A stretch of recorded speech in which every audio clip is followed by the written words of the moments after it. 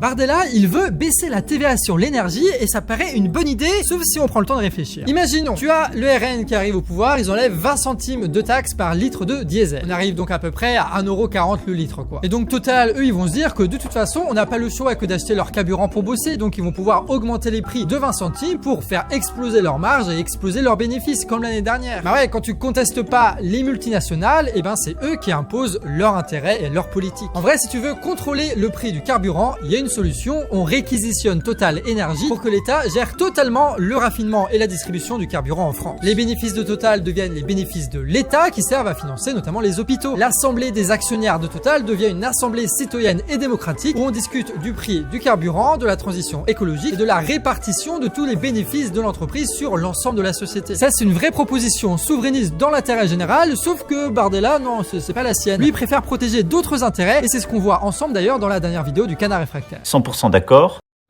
Encore une révélation totalement zinzin sur l'Ukraine, révélation qui nous vient de Seymour Hersh, ce grand journaliste d'investigation américain, l'un des plus connus à travers le monde. C'est lui qui avait révélé il y a quelques mois la nature de l'explosion de Nord Stream 2, c'est les gazoducs en Russie qui avaient pété sous l'eau. Alors on nous avait dit non mais ça doit être un effet secondaire du Doliprane. Non, apparemment Seymour Hersh avait révélé que c'était plutôt les services secrets américains, une version rarement contredite jusqu'à présent. Et le 12 avril 2023, Seymour Hersh vient de refaire une énorme révélation. Il évoque près de 400 millions de dollars qui ont été détournés par Volodymyr Zelensky et des membres de sa famille, de l'argent versé directement par les Américains pour de l'achat de carburant à un prix forcément très cher. Et on apprend également, Seymour Hersh révèle également que l'Ukraine achèterait directement son pétrole à la Russie, alors que normalement ils sont en guerre. Donc on verra ce que vont nous dire les fact-checkers, faut rester prudent. C'est la vérité, c'est pas la vérité, mais c'est vrai que les soupçons de corruption sur Volodymyr Zelensky se multiplient.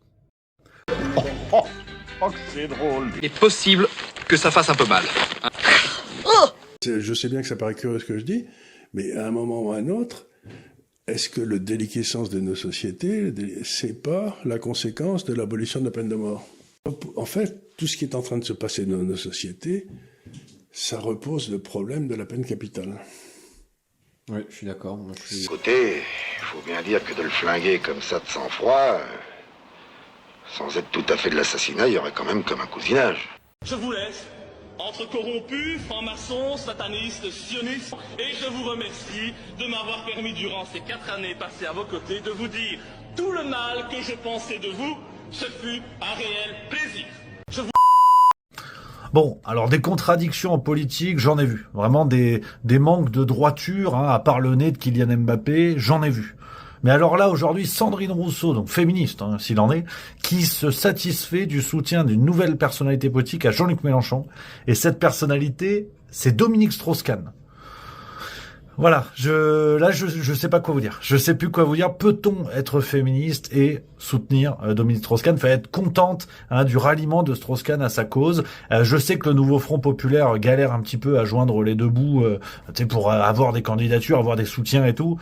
Mais là, Dominique Strauss-Kahn, c'est un peu tirer le diable par la queue, quoi. Enfin, si j'ose dire. Come with me now.